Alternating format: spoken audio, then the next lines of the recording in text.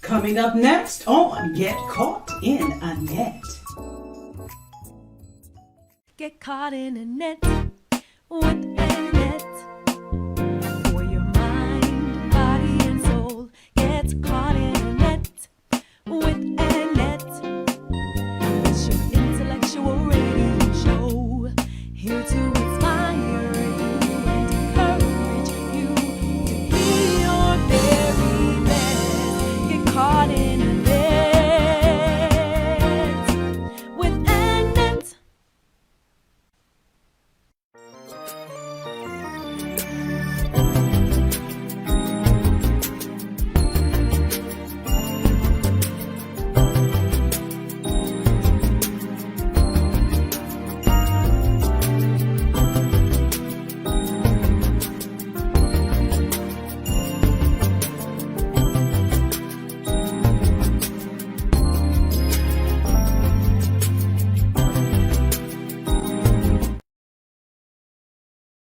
Coming up next on Get Caught in a Net. Get caught in a net with Anet. For your mind, body, and soul. Get caught in a net with Anet.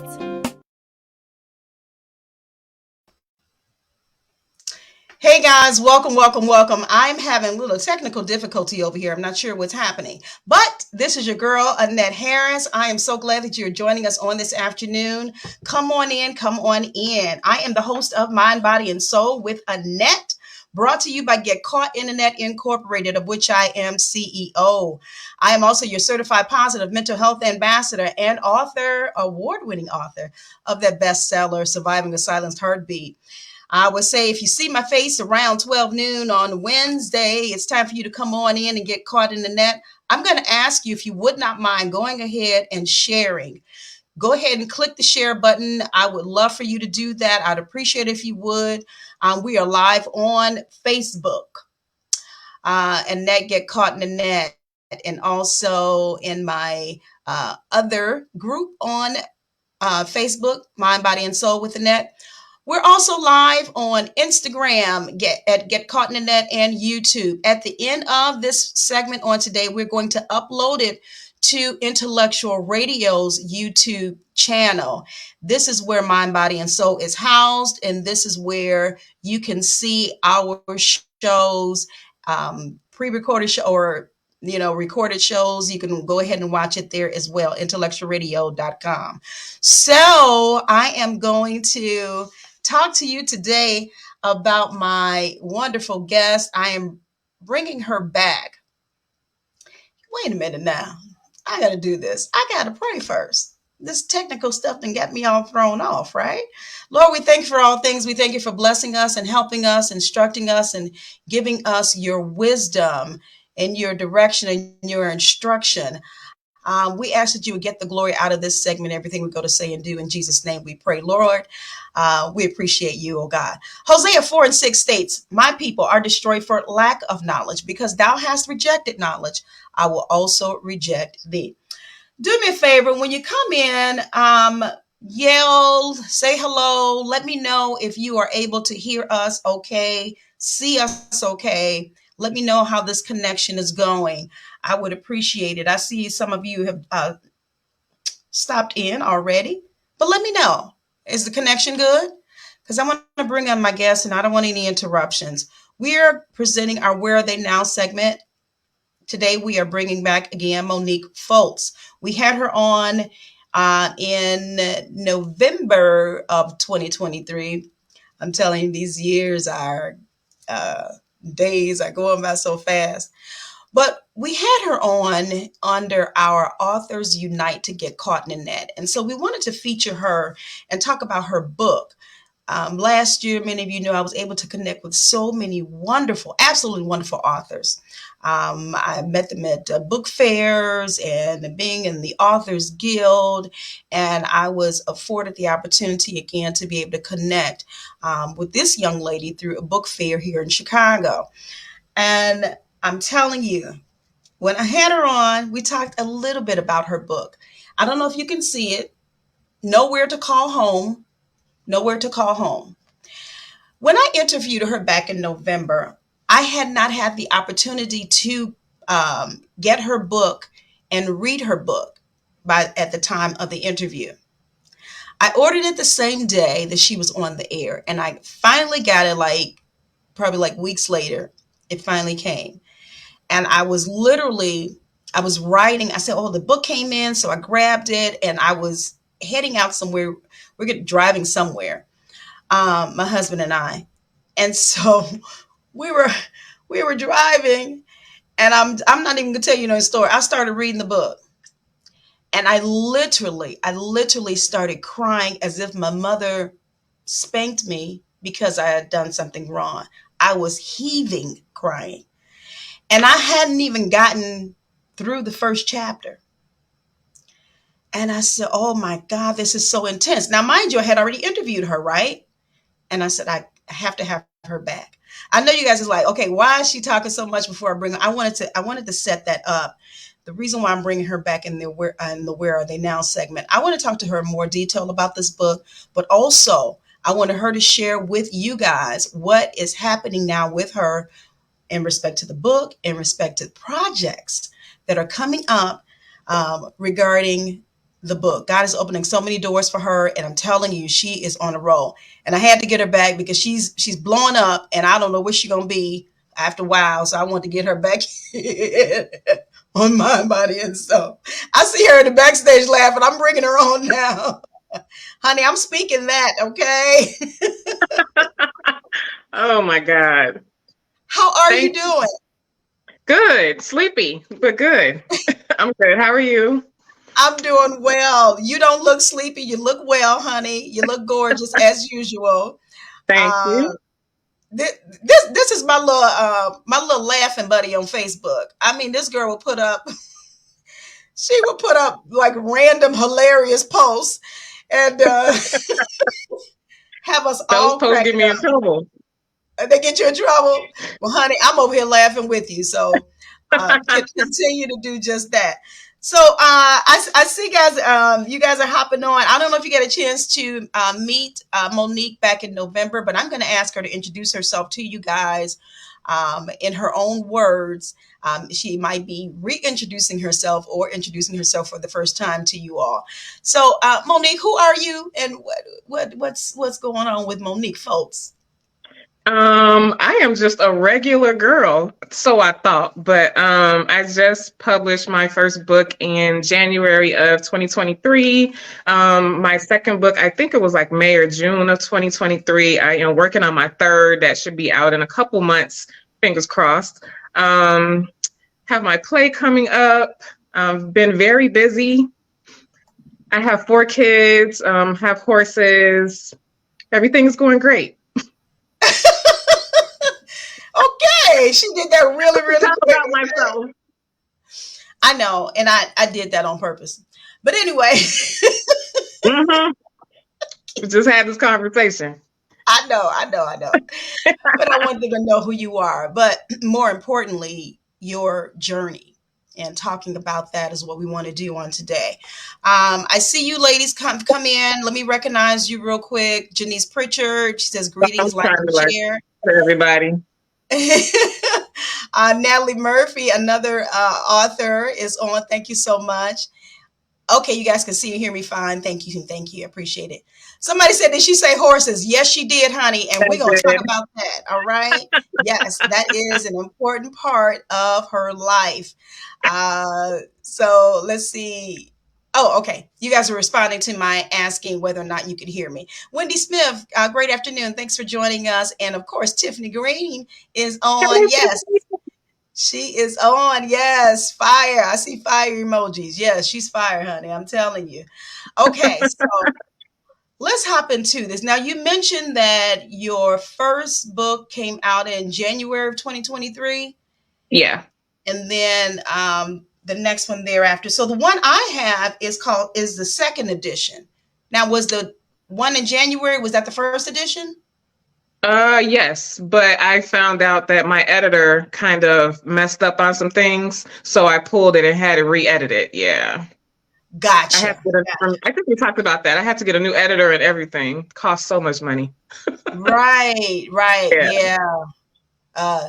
Tiffany, you know about that. Tiffany be trying to help folks. I'm telling you. I didn't meet Tiffany Um, until I spent all the money. So I know. I know. Look, trust me, I know that wasn't Tiffany that did that. I know that wasn't Tiffany. yeah. But yeah, so right, I think you did mention that before, but Yeah. I was just trying to make sure that I didn't miss nothing. No, everybody asked me that. I'm getting used to it. Okay, all right. So before I brought you on this time, I mentioned about me actually having the opportunity to read your book. When I first purchased the book and received it, actually, like I said, I just read like the first few pages. The other day was when I actually sit down. I read the entire book again. So I was going to pick up where I left off. I'm just going to be honest, but I said no. Let me go back to the beginning and read it. And I had I told you this, I had all kind of emotions. So when I'm reading it the second time, Monique, I'm like, okay, I'm gonna be strong. I'm just gonna really read this or whatever, right? So as I'm reading, I'm getting angry. I'm getting upset. And then the tears start coming again. I say, oh man, I thought I was gonna be strong with this. And I'm telling you guys, look, the little commercial break, please. Should they go to Amazon for your book? Yeah. Okay, please It's go on to Amazon. Amazon. Go to Amazon, know where to call home. You must, I'm telling you, you must get this book. I, if you want to learn something about, first and foremost, an individual's background, their journey, and what they've gone through, I always say our journey is not for us alone. And we go through things, we go through situations. Sometimes we may not understand why we're going through it at that moment, but it's going to help somebody else if we are able and willing to share it. And I'm so grateful to you for sharing this, because what you've done, you've not only shed light on your own personal, but you've shed light on the foster care system. Okay, so and I think this is wonderful, and you have so much that's going on, that's coming out of this. So I don't want to jump ahead of myself, but I want to do this. I want to talk to you first about your relationship with your mom. Mhm. Because when I first heard about your journey, I'm thinking, okay, well, maybe she was given up for adoption or something, or, in the beginning, whatever. But your story is a whole lot different than a lot of individuals that end up in foster care. So can we talk about that, if you do not mind, your relationship with your mom, your home life, as you were growing up? My relationship with my mom was very toxic due to all of the abuse. And I think it was because she had her own personal issues, and we didn't really get a chance to talk or work through those issues because she actually passed away when I was 14 and I was in a group home. So we didn't really have a relationship, which is probably why I don't know how to build relationships now. It's kind of hard for me. Yeah. Yeah, yeah, yeah. Wow. That's deep, because of course my heart went out to everybody that was in that book, right? And immediately you just said something that was key. You said she had her own issues to deal with, right? And I'm Mm-hmm. even wondering, of course, my mind, anybody knows Anet, I'm always thinking. I was wondering, okay, how was she brought up? What happened in her childhood? You know what I mean? Because sometimes Right. you kind of reciprocate, or you do the same thing that happened to you, Mm-hmm. in situations. And thank God your situation turned out different, once you got older. But Right. I'm wondering what happened to her, in her childhood. Mm-hmm. Like you said, the relationship was toxic. You didn't really get a chance to understand, and you were young then too. I mean, Right. she passed when you were young, so you didn't get a Mm-hmm. chance to know her while you were an adult, and understand what really was the basis, Mom, for you allowing these things to happen, or letting these things happen to me, or making these things happen to me. Right. So when she passed, how did that make you feel? Where were you mentally when that happened? Actually, I was lost. I was sad, but I don't think I knew how to feel. I think I felt like an outcast at the funeral, and I probably wasn't. But there were so many bad things that were said about me and perceptions that were put out there. I felt like I didn't belong at the funeral. So it was hard being there. I felt invisible. Oh, oh, wow. Okay. Yeah. And I can imagine. I can only imagine. So 14. Now you didn't get married and have your first child until what age? 20. I had my Okay. son when I was 20, and I got married when I was 23, I believe. Okay. All right. So it was well after that though. All right. So wow. And that's probably why you bring in the aspect of, because you didn't have a really good relationship with her, you didn't really know how to cultivate relationships or how to build on it. Um, Well, yeah, because but people, someone says, I love you. It's like, what does that mean? You love me. right. Okay, that's fine. Is that an emotion? We're just going to say it. So I didn't know what that meant. It's like, okay, whatever. Wow. That's Yeah, deep. I know. So then how do you think that you were able to love your children? I had to teach myself because I didn't tell my kids that I loved them for a long time because I felt funny saying it. I didn't know how to say it. I think I still struggle. It's a Oh, struggle. okay. Okay. Yeah. Now, did I ask you this last time? Did you end up seeking out counseling and therapy? Yeah, I did.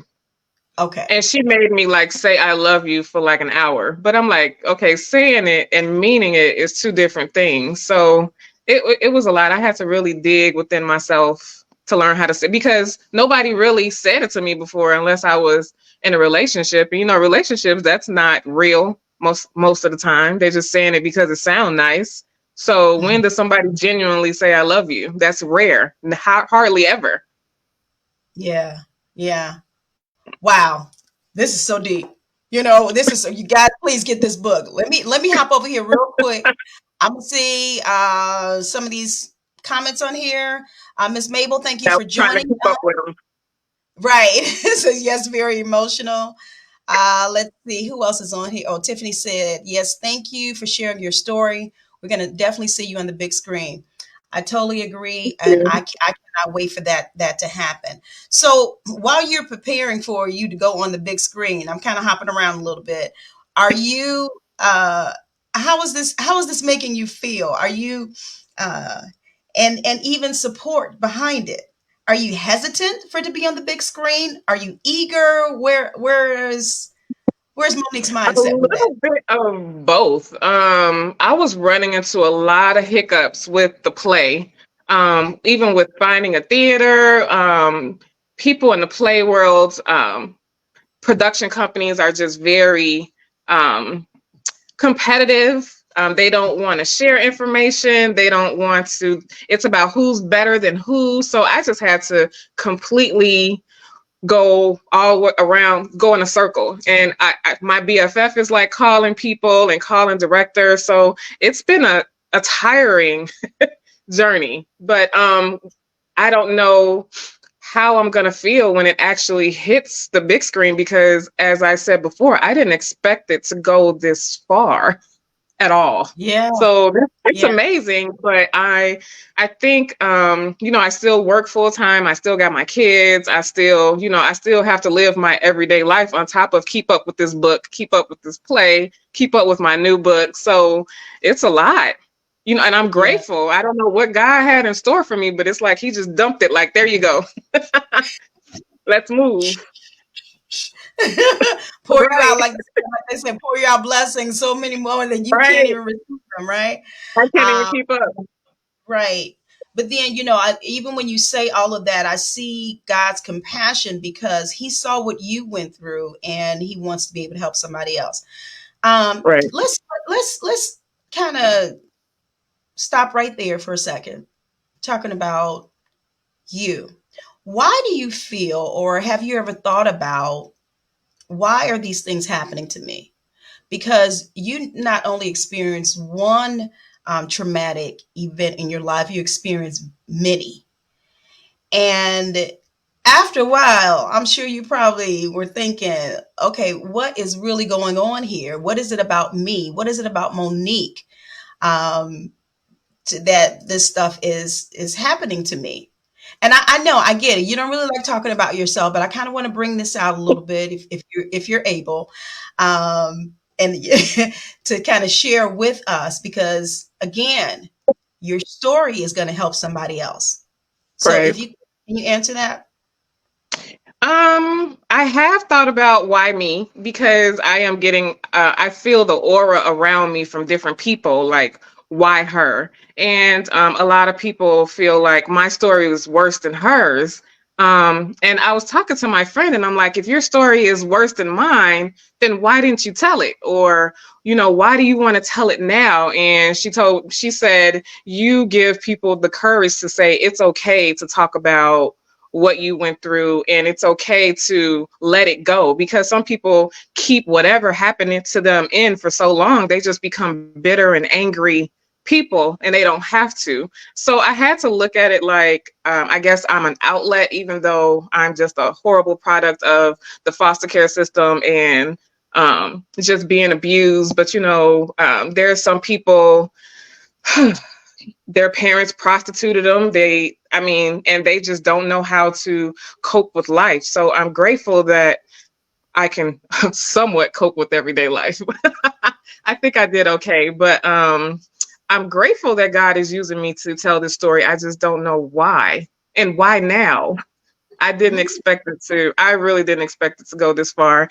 And a lot of people didn't expect it to go this far. That's why everybody spoke down on me when I was writing it. But now it's like, I think people see me in a whole different light, which I think is a great thing. And I'm glad that people are starting to help themselves.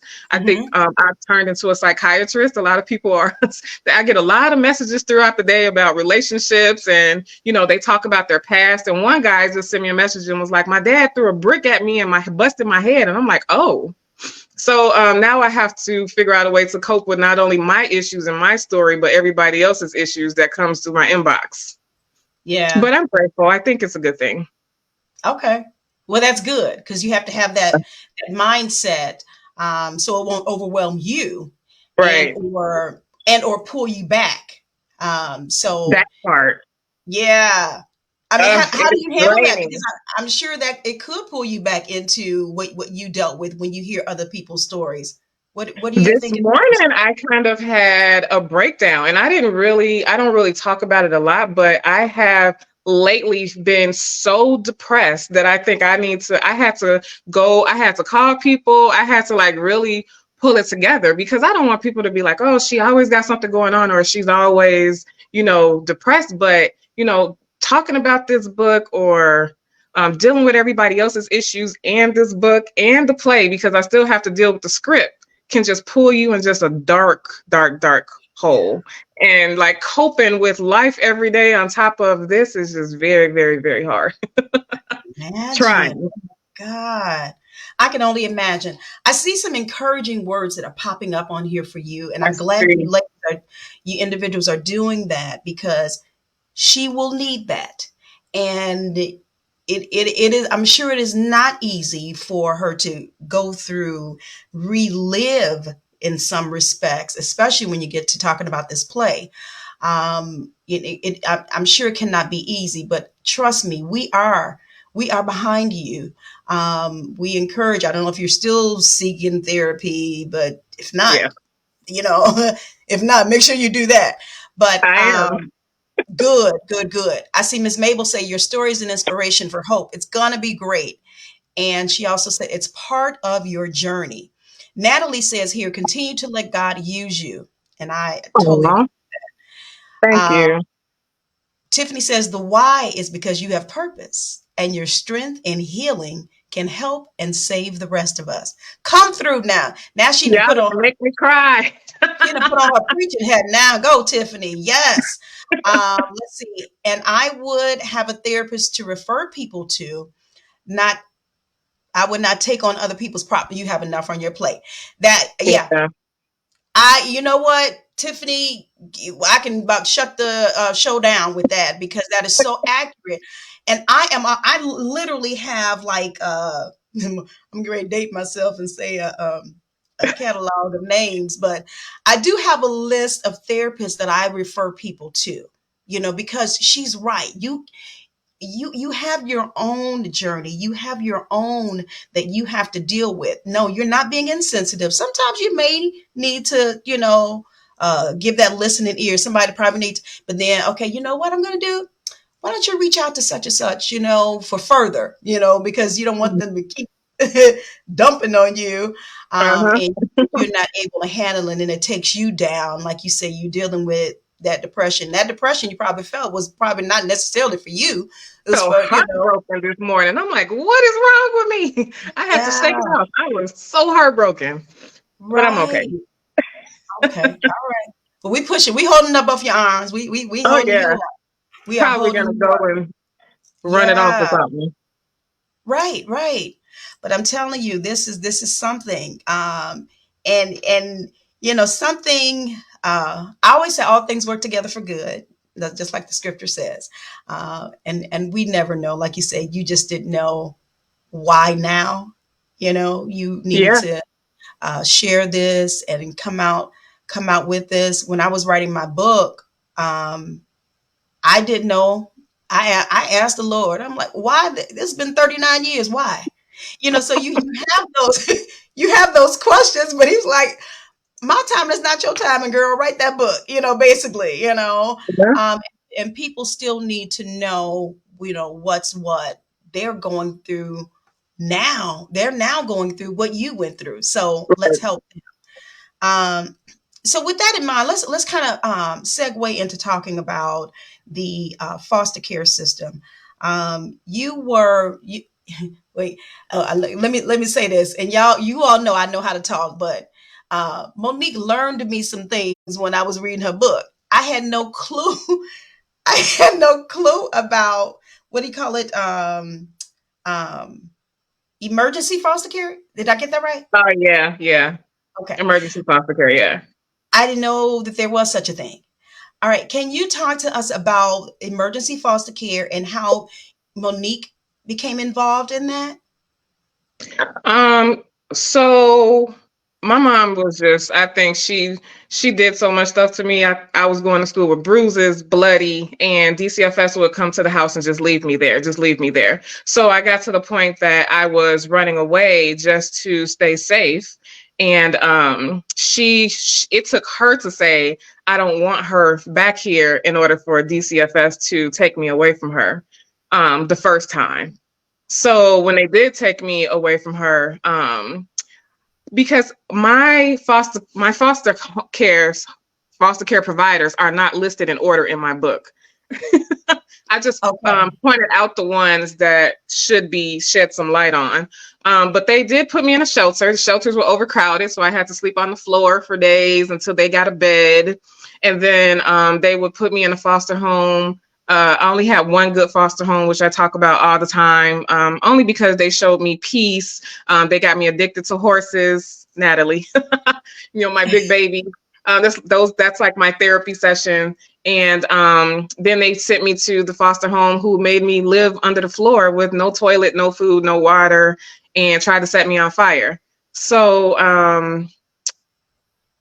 it took, I think they put you through a program, and they offer moms all these incentives, to get yourself together, to get your kids back. And the first time she came and got me, and she acted like she wanted me, and she was so hurt that I was gone. And then when we get outside the police station, she runs me into a brick wall. So they put you in emergency foster care until they get either get things squared away with your mom or your permanent housing, or until they find you somewhere to go.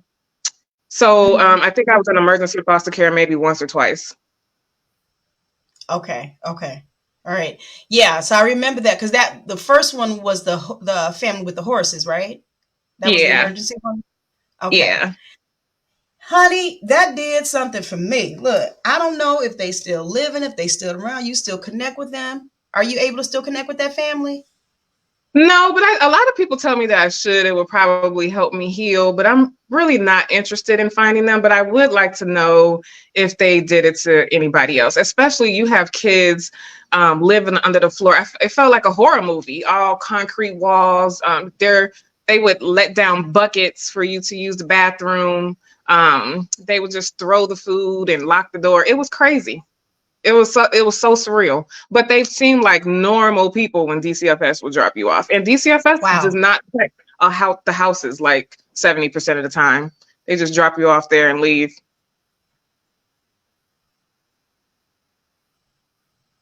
My God. Now that's something we're gonna put a pin in that because I want to talk about the foster care system as well. Because again, I'm learning some things and it's interesting.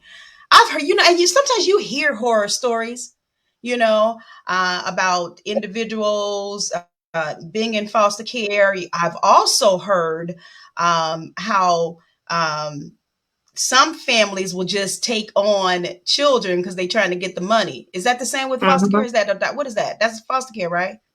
Yeah, Okay, they do. just to get the money, and Hmm. treat people like everything. And my God, your book just kind of detailed. I'm telling you guys, while we're talking, you can open up another browser, go to Amazon, and get this book. Nowhere to Call Home. I mean, the title alone says it all. Nowhere to Call Home. You, goodness, there's just so much in this book, and I don't want to. I'm not giving everything away because y'all need to buy the book. But there were some things I believe when were you at this school and there were poems or something, honey. That was with the first foster home because they put me in school. Yeah, I earmarked some stuff. That's why I want to I want to try to address this today. Okay, so and these were some deep poems. Wait, how old were you at this point? What grade was this? I'm gonna say between like 10 and 11. Yeah, that's what I thought. It was young, but this was some Yeah. deep stuff. Yeah. Um, and I just let me if I read something real quick from the book. I should have asked your Sure. permission. Okay. You can. Okay. This was one of the foster homes that Monique was in, and like she said, they put her in school, and I believe you were really starting to feel loved, or we talked about in the beginning about how you didn't really know what love was. You were starting to see a different side of life, if you will, Right. and it was looking and feeling good to you, right? Mhm. And so, it wasn't easy for you because I think they were trying to get you to, come and eat. You didn't want to eat. You didn't want to talk to nobody, whatever. Then when you got to school, it's like you could start relating to, the children and then also the poems. There was a poem here that I think someone else read. Being found is almost as satisfying as returning home. I just want to leave that right there. I'm not going to read no more. That line alone right there, being found, is almost as satisfying as returning home. You have on here the name of this book, Nowhere to Call Home. When you first heard that poem, I don't know if you should be able to recall, obviously it was important to you because you put it in your book. What Mhm. were some of the things that you can think of that you can remember that was going through your mind when these poems were being read? Were you immediately relating it to you, I or what were did. your thoughts? And plus, I thought at the time, I thought I was already at home. I didn't think I was going anywhere else. I thought God was like, it's over. And that's Okay. all that I could remember. Okay. Those poems. Yeah. Okay. All right. Okay. That's deep. to risk me crying throughout the rest of this interview, I want to ask you to talk to us about the horses, the significance of the horses. I know you mentioned it in our first interview, but talk to us about the significance of the horses, because I was able to read more detail about the horses in your book. But can you share with those who are watching and listening about the horses and its relation to you and the journey that you were going through? So I always point out that my best friend like knows my book better than I do. So she pointed out, and I forgot that I even wrote this much detail, but when the foster dad came and was trying to get me to be acclimated to the house and, talk to them, he asked me to come to the barn because I literally trashed their whole house when I got there. And it wasn't because I was being a spiteful child or being destructive, but you get tired of being bounced around from house to house. So it's like, why am I here? Why do you want me here? So he's like, let's go to the barn. And I didn't trust men. So, I stood there and peed on myself. So he stared at me and didn't flinch at all. And he's like, go change your clothes. Go, let's go to the barn. And when I tell you, the ride is not that far. It's probably like 3-4 minutes. It felt like 45 minutes. I'm like, what's about to happen to me? This man is about to be like any other man. I didn't trust him at all. And we get there and he showed me like all these big horses. And he's like, I'm going to leave you here and you're going to brush all these horses until you're not afraid anymore. And I'm in this barn and, I'm little and the horses are extra huge. And I'm like, what the hell? You got me in here brushing these horses. But it became like my therapy session. I started looking forward to seeing them every day. I feel like they are the only ones that will quietly listen and not judge. And even now, if I feel like I need somebody to quietly listen and not judge, I'll just go to the stable because, people can be cruel. And they were cruel to me for a long time because, I was raised by different backgrounds. So, of course, I was called this white girl, this Oreo. I do too much. I think I'm better. But when you're raised by 80 million people, who do you identify with? That's a horrible thing about being in the foster care system. And, a lot of people will come to me and say, my home life was horrible. And I don't take away from anything that anyone has ever been through. But when you can only identify with strangers and that's all that's raised you your whole life, who are you supposed to be? So the only thing that I could relate to was horses. It's like my favorite animal, my peace. Wow. That's amazing. Yeah. When I was younger, I used to always say I wanted four horses, one black, one white, one brown. And what did I say? I forgot the other color. Anyway, I would always say that. And I, not even thinking about what it could do or what it has done for, even people like you, individuals like you and what you've dealt with. That was, and I know that you had a trust issue, like you said, when it came to men. So I can only imagine what was going through your mind when he said, let's go to the barn. You probably, Lord, here we go again. But to your amazement, something fruitful came out of that and you were able to learn. And I'm just grateful that, God was able to even work through him, his wife, and giving him wisdom, to get you out of that funk or whatever you want to call it. I don't even know if I want to say it was a funk. It was just what you were used to, so that those were your actions and your reactions from it. So, somebody on here said, oh yeah, people are very cruel. You're right, Tiffany. They are very cruel. And it's just amazing. And then, my heart just really goes out to children. That's probably why I cried so bad when I was reading your book, because I'm thinking she's just a child. She's just a child. And then people don't know the way you treat people. We're talking about people being cruel or whatever, or what have you. That's going to have a lasting effect, on them, so we have to be careful about what we do, especially, with the children and how we're bringing them along.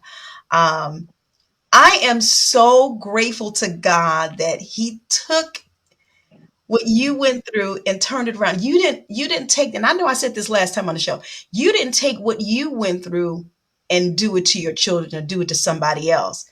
You took that other route, that mother hen, that protective route. No, no, no, no. You're not going to do this to my child or whatever. And you have such a concern, for your children. So your biggest fear when it comes to your children, your family, is what? Not being able to shield them from whatever I went through. Like, I don't believe that a little girl should sit in a man's lap. If I caught my daughter sitting in a man's lap, I would probably snatch her and probably shoot at him. It gives me, I cringe when I see little girls kiss a man in the mouth, even if it's their dad. And that's just probably my own personal issue. But I am probably overprotective, and that would be my biggest fear, just like not protecting them from, not knowing the signs and protecting them from whatever I went through. Right. Yeah. And how do your children feel about that? Do they feel like you're too protective over them? Do they understand? I think they understand now, but they used to. I think they used to hate it, but they understand now. Okay. And what's the age range of your children now? 22, 19, one will be 13 on Friday, pray for me, and one is 7. Okay. All right. So you have little babies. Okay. All right. Yeah, I adopted the last 2. The last. Okay. Right. Okay. Yeah, I adopted them from the foster care system. Okay. Oh, wow. Yeah. The one that turned 13. Okay. Yeah. We'll be yeah. We'll be yeah. The attitude. I'm sure. Now, have you been able to share with them the things that you've gone through, or have you just shielded them from that? I kind of shielded them from it. I don't think they know. They have the book, but my son read like 2 pages and he was like, "Ma, you're my mother. I'm uncomfortable." He stopped reading it. So I think they have an idea, but no, I haven't really sat down and talked to them about everything. But I think they understand. Yeah. Mm-hmm. You would have to definitely be led of God. Yeah. When that time comes to see, when, if, how, to share it with them. Yeah. One situation in your book really, I thought somebody wasn't going to live, because they ended up, kissing one of your babies on the cheek. That was it. I lost it when he kissed my baby on the cheek. I was like, but he he understood later, but I think he got offended. Like he said, he felt like I was calling him a pedophile. Right. Yeah. I mean, he has to understand that's the lifestyle, what happened to you, where you came from. He understands now. Okay. Good. Yeah. Good. Look, I was rooting for that one, and then I was like, "Oh man!" Oh, everybody was rooting for Brandon. No. That is not the end of my story. Okay, all right. I'm not gonna mess with her on that one. Look, y'all probably like, what they talking about? Get the book, please. Get the book. Nowhere to call home. Can y'all see this? I know the light is kind of shining on it. Nowhere to call home. Amazon. Monique Fultz is the author. Please, you must get this book. You need to understand what it is that we're talking about on today, and this foster care system. We're talking with her today because she is a product of the foster care system. She wrote a book, what I just showed you, and from this book has come so many wonderful opportunities for her to share about her life story on various platforms, which one of it is it's turned into a stage play. Whew, that is so deep. That is deep. And I think it's going to bring out more emotions and everything else being on the stage. It's different, in black and white, sitting there reading. What do you expect from this stage play? I hope that it brings awareness to different audiences outside of the foster care system.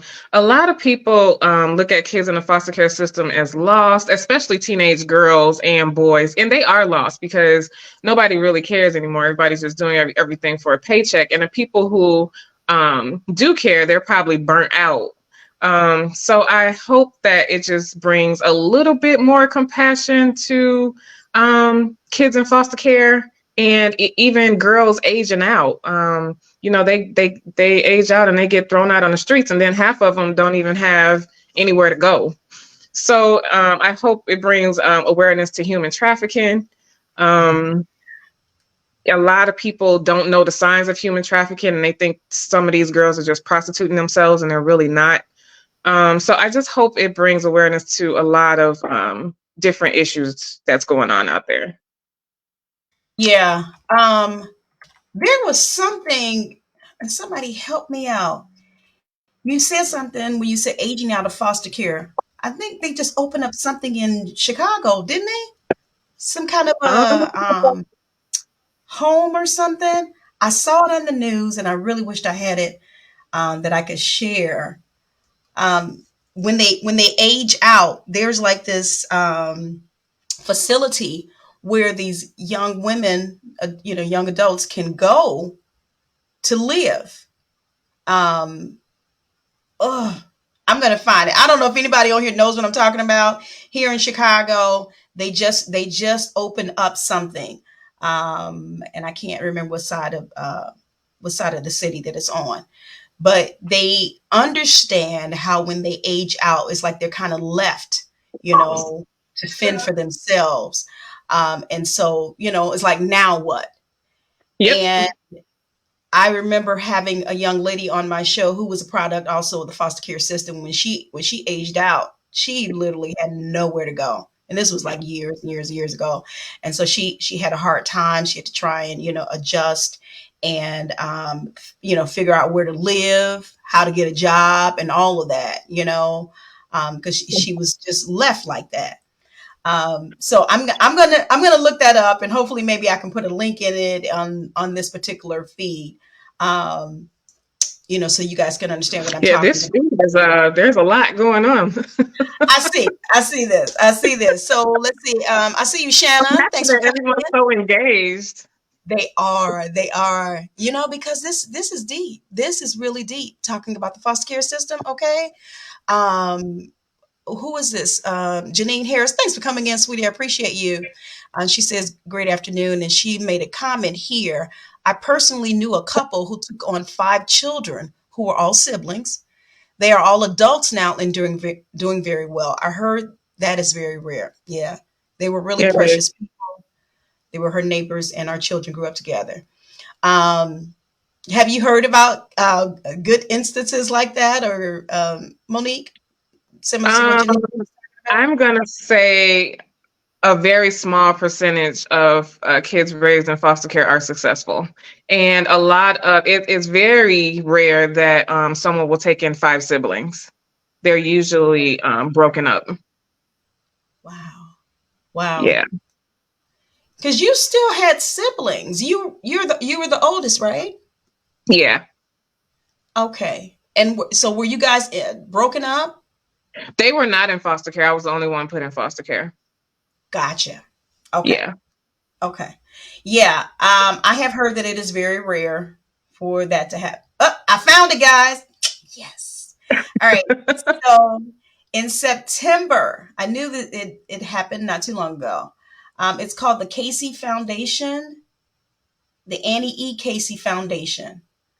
And they have, I'm going to try and pull up this article here, to help those who have aged out of foster care and helping them where to go. So yeah, this they started this in September. Well, this post was from September. And I just thought it was wonderful. I think I saw maybe like a little clip now, from on the news about it. That's why I really couldn't, grab it that much. It was a clip about it, and I was so excited because I have again heard of those aging out, and it's like they have really nowhere to go, Yeah. and what to do. So you're hoping that your play will bring more attention, to that particular situation. And let me talk about this a little bit. I know we've already stated your last two were you've adopted them, correct? Yeah. Was that a part of your healing? Was it a part of you just giving back I to think it was adopt? part of me giving back. I think I was gonna adopt more, but DCFS just kind of just took that away from me. And I do plan on opening up a group home later on down the line. I don't think I could think about anything else right now, but that is a goal. But as far as getting foster kids of my own, I don't think I will be getting any more. I was listening to one of your segments, and they were talking about taking in foster kids, which is a great thing. I think everyone, but I think people think that they're going to get this perfect child, and they don't realize that you're getting somebody who's been through hell. So they're going to give you hell when they get to your house, and then when they're not who you expect them to be, you want to put them out, and you want to tell DCFS they got 14 days to come and get them. So I think a lot of foster parents don't do research when they get these kids, and then when the kids come in their house and turn it upside down, they're making the kid worse, because now you bouncing us around. And we got to pack up our stuff in the black plastic bag and probably go somewhere worse. And you're wondering, why these kids turn out so bad. So I hope it gets better. Yeah. Yeah, I'm glad you're bringing up those points, because that's good. For people to understand who maybe are looking towards the system to foster children. They need to, as you already said, they need to do the research.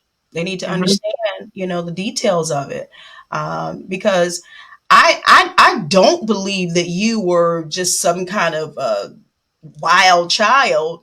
You just wanted to be loved. And so when you went to the the first foster care homes, you like trashing the house or not talking to them or not coming to eat dinner, which is something you weren't used to anyway, wasn't because you were I just want to be mean. No, like you said, you don't know what they have dealt with already. So do the research, guys. Do the research. Let's see. Janine says, yes, this is a true story. That could went through a lot to they could have went through a lot to get the children. A long process, but it happened. Okay. Exactly. These kids need unconditional love. That's right, Miss Mabel. I totally understand. And Janine is saying, teach, Monique. Yes, she is teaching. She is teaching and educating us. If you guys are just not joining us again, we're talking to Monique Fultz. She is author of Nowhere to Call Home. I know I keep pulling up this book, but I want you guys to make sure you get it. Go to Amazon and get it on today. We're talking about her life's journey through foster care system, how she has is continuing to rebuild her life after that, and what all God is doing as a result of this book, as a result of her life's journey, and the horrible things about the foster care system needs to be eradicated. It needs to be eradicated. It needs to.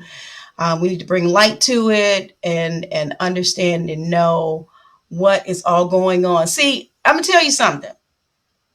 Unless you're dealing with something yourself, unless maybe you've been through the system or any other situation, we're talking about, you are not going to give a lot of attention to it.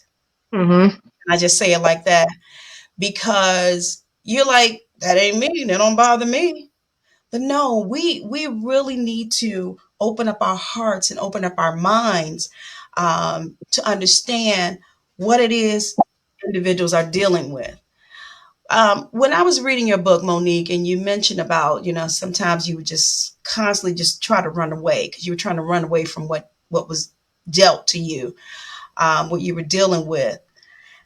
I started thinking about a lot of and I'm just going to talk here in the Midwest in Chicago. A lot of children are out here. They're out here doing any and everything. They're, you know, um, burglarizing places and, running in groups and doing these, what they call those group, the thing, mob action things that I know they're what you're doing, saying. Yeah, and going downtown and tearing up stuff and this, that, and the other. Now, I'm not gonna say everybody ain't in foster care. I ain't gonna even say that because well, No, they're not. let me stop. I was going to say to some of y'all children out there, but I'm not gonna say that. But yes, gangs, Janine, thanks, gangs. But some of them are doing because they don't have and they didn't have, or you know, a bad hand that's been dealt to them in life, maybe systemic racism, maybe, whatever. But we sometimes I want to get to the bottom and understand, why are they doing this? Where did this come from? Sometimes you go back to their childhood, you'll figure out some things. And so we need, again, open up our understanding, do research, try and find out what's going on. Try and find out how we can help. What can we do to help? What can we do to help? And I know y'all say I got problems of my own, I ain't got time, or whatever. But if it comes knocking on your door, then what? Then what? What you gonna do? All right, let me read this comment because I sound like I'm preaching. Natalie says, as a former foster care parent, ideally, the foster care system should create training for parents before they're allowed to foster. Because like Monique said, these children come with baggage and most foster parents don't know how to deal with them.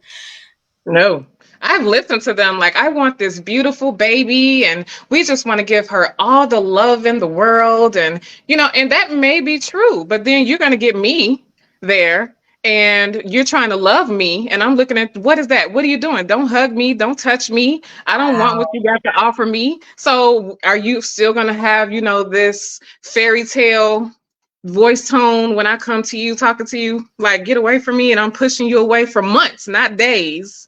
And then they're calling DTFS like, we can't relate. I don't want to take her to counseling. I don't want to do this to her. I don't want to do this with her. Put her in another home. This is not the child for me. Like we're just like a pick of the litter. That's how the foster care system goes. Oh, that's so horrible. Oh my goodness. I'm sorry. Okay. People call me a crybaby, and I am. But things just stick to your heart, and you just kind of, oh my God. What you saying here, Janine? Help me out. I love this content for real though. I'm at work. Okay, you got to go. Cool. Thank you for coming in. I appreciate you. She says gratitude and shalom. Bye. I am going to put nowhere to call home. Here we are. I want to put this link into the comment section because I've been telling y'all all day to make sure, or throughout this particular segment, to make sure that you go to Amazon. So I'm going to make it easy for you. I'm going to put it into the comment section, the link for Amazon for this book. And they lighten you up. They lighten you up. Okay, nowhere to call home. This is the name of her book. And again, Monique is the author of this book, and she's a playwright. This book is turned into a stage play. And you guys, I promise you, you don't want to miss this. You don't want to miss out on what she is doing.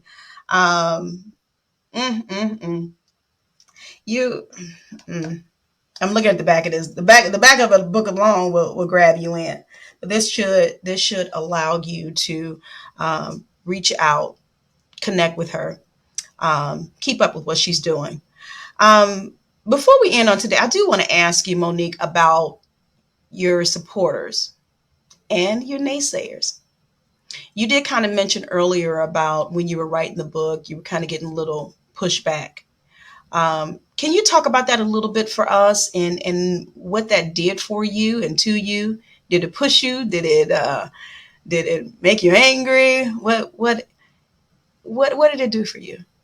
I think it made me, at first I was discouraged. I was sad. I was angry, but I kept writing. But I wasn't planning on doing nothing with it. I had to like really just have a wake up call and make myself put it out there. But I still wasn't expecting anything. I think I let what people were saying kind of take my dream away, so to speak.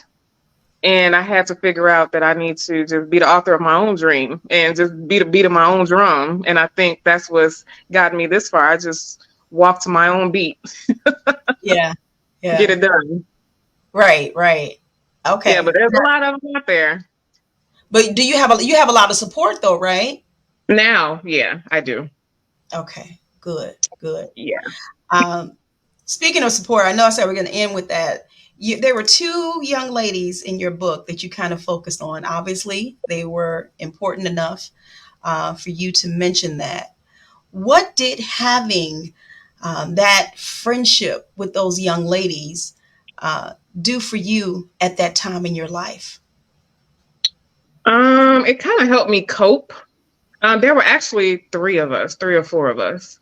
Okay. But it just helped me cope with having friends, because by me moving around so much, I never really had long time friendships or any type of relationship. Relationship building was just not a thing for me. Relationship building and love was just out of the cards for me. So it just gave me some type of stability there, which I'm grateful for. Yeah. Okay. Well, good. Do you still keep in contact with them? Yeah, I talked to them on my Facebook, but I haven't seen them in years. Okay. So if I could see them, that would be great. But I haven't seen them in a real long time. Okay. Well, Yeah. I mean, people come to our life for a reason, sometimes for seasons. And I believe that I think you were all there for each other at the right time, from how you kind of described it in your book. I think that was the perfect timing. So, whether you see them again or not, that timing was perfect for each of you. Right. Because even some of the things that they shared about themselves, and I think you guys were able to encourage each other to open up so that you could get the help that you needed. Mm-hmm. So I A thought lot that of was. people don't like to open up about what they've been through, but it seems like Yeah. everybody's opening up now. It's the age we live in now. Yes, they're opening up. You got all kind of social media platforms and everything, and people just coming on. They just being real, whether they come on with their makeup or not, or looking. Yeah. They're opening up, and I think I always tell people the quickest way to get help is to admit you need it. That part. And so, I think more people are realizing that more and more now. That this is the way I'm going to get my help. Which, again, we come back in and talk about therapists and counseling or just friends or whatever to talk to. That is something that can help each of us. And this is what we want to get across. So the play is coming up. We got another book coming. Is there anything else that you want to share with us that you're doing? I'm not really putting the new book out there right now because I'm struggling with the title, but it'll be out soon. But I just feel like the title should be as powerful as this one. And it's also touching on in foster care, when you're used to, we have abandonment issues. So when you're just used to being abandoned, it's hard for us to build relationships, which is what I talked about. So it just talks about all of the relationships that I've dealt with and sexual things. So it is probably going to be for adults because we have a hard time with sex. We either hate it or we love it, or it's a journey. So I just want the title to be eye-catching. So I haven't really decided on the title yet, but it'll be a lot of advertising when it's done. And then the play I'm looking at August to September, all the way through the end of 2024, probably into early 2025.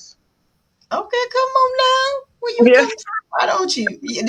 That sounds like a tour. That's what that sounds like. That sounds like you going on a tour with this play. Honey, go for it. Go for it.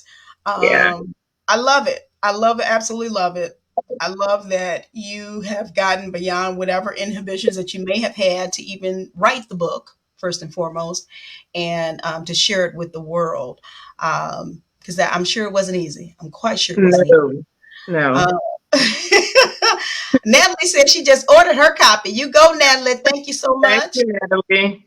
I guess I didn't push enough of y'all to order y'all copy.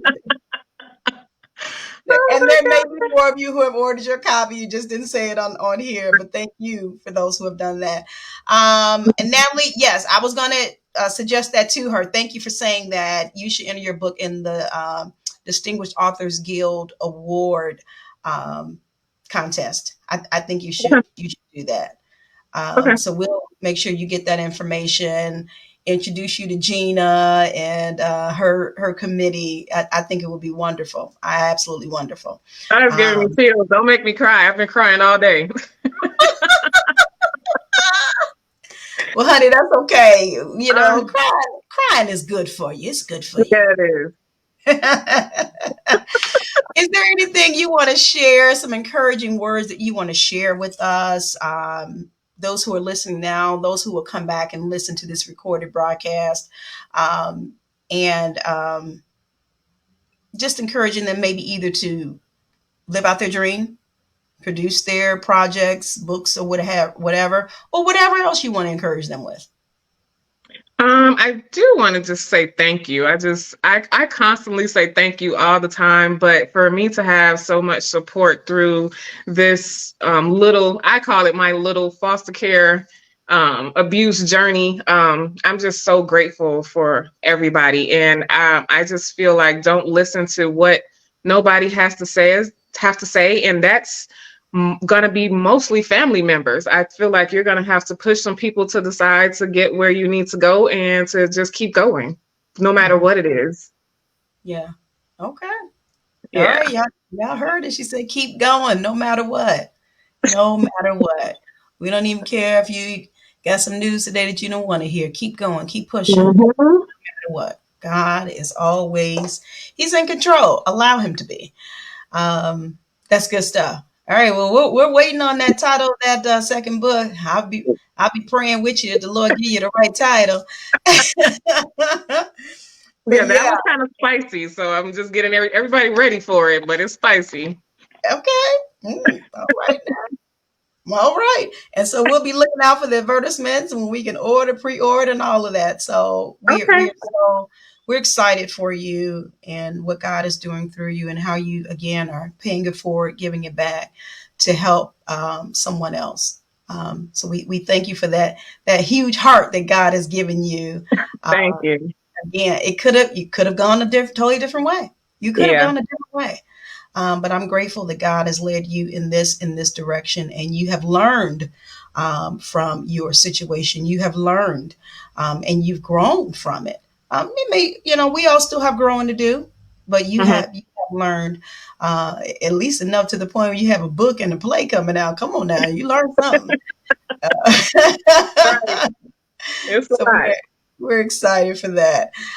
Miss Mabel says, "I love it. Keep going. Amen." Come on, Miss Mabel. Miss Mabel, you've been hosting with me today. I appreciate you. Thank you so much. I have to tell her she is a great host. Oh, wonderful, Yes, wonderful. Is that one of your friends? Yeah. Okay. Well, Ms. Mabel, thank you. Thank you. I appreciate your interactions on today and all of you that have joined us on today. And if you're just now joining, you're going to have to go back and rewind to the very beginning. We have talked again with author, playwright, Monique Fultz, author of Nowhere to Call Home. Oh, great. Well, maybe I was coming up with the second title of your book. Just kidding. Nowhere to Call Home. Make sure y'all go to Amazon. Look her up. Fultz, Fultz is her last name. Monique is her first name. Make sure you look her up. Reach out to her on social media so you can be alerted as to when her other projects are coming out. Again, thank you for this time on today, for the opportunity to bring you back. I don't think I've had a guest come back so fast Seriously, no, I've but gotten so many invites for interviews, but I was like, I had to tone it down just to catch up. So I am going to start back interviewing, but I took like a month break, maybe a month and a half break. okay, Yeah. So I'm going to rent back up soon. I don't have a okay. choice. Right, you don't have a choice. Well, Right. you heard what I said in the beginning. I had to grab you again before you blow all the way up, and have you come back on. But yeah, because I just had you on like a couple of months ago, and I Yeah. have you on again now. But I did that on purpose because the response on that first interview was so overwhelming, and even on our Intellectual Radio YouTube channel. They were really enjoying it, and I needed to have you back because I wanted them to see what you were doing now, and how you are going forward and doing these great things. So I needed them to see that. So thank you for accepting the invite to come back again. I Thank you. appreciate it. I've enjoyed you again, as always. And we'll see you soon. So maybe, somewhere down the line, we can kind of squeeze you in somewhere where I got to come run up behind you at the stage play or something. I don't know. But this I will not know. this will not be our last time. So if you can find it in your schedule, hopefully it won't be our last time. Okay. No, it won't. All right. Well, thanks again, Monique. We're gonna talk. Thank We'll you. talk, we'll talk Okay. later. Okay. Okay. Appreciate you. All right. And as she's exiting, guys, again, I want to thank each of you for your time on today, for coming in, joining us, listening, comments, purchasing the book, reaching out to Monique and assisting her in getting this out on various platforms. You've done that today with your comments and coming in and joining us so thank you so much. I appreciate each of you, and those who came in who I didn't see, charged to my head, not my heart. I didn't see your name. A lot of times, if you don't comment, I'm not able to call your name out. So I tried to call those who I did see, and thank those of you who, hopped in on lunch and hopped back out. So thank you again for your time on today. We will be back on next week. Can you believe this is the last day of January? We're done with January. Boop, it's gone. January 2024, it's gone. All right. So next week we'll start off our February guests on Mind, Body, and Soul with Anet. February is Black History Month and Love Month. Okay, that's what I call it. So I want you to take a look at this video promo for next month.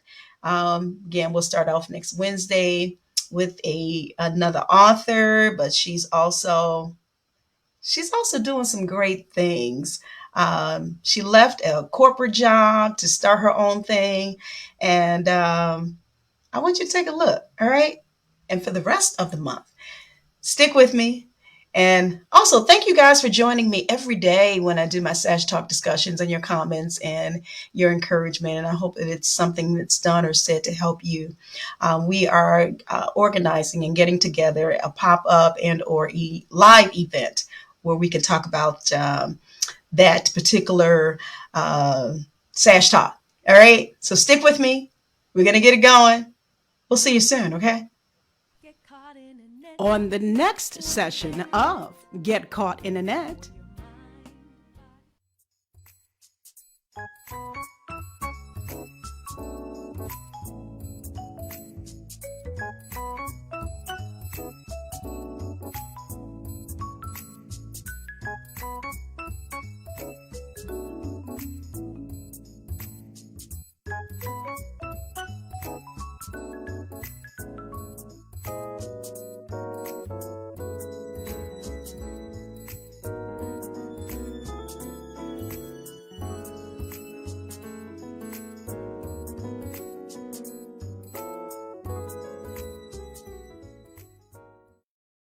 Get caught in a net with Anet. For your mind, body, and soul gets caught in a net with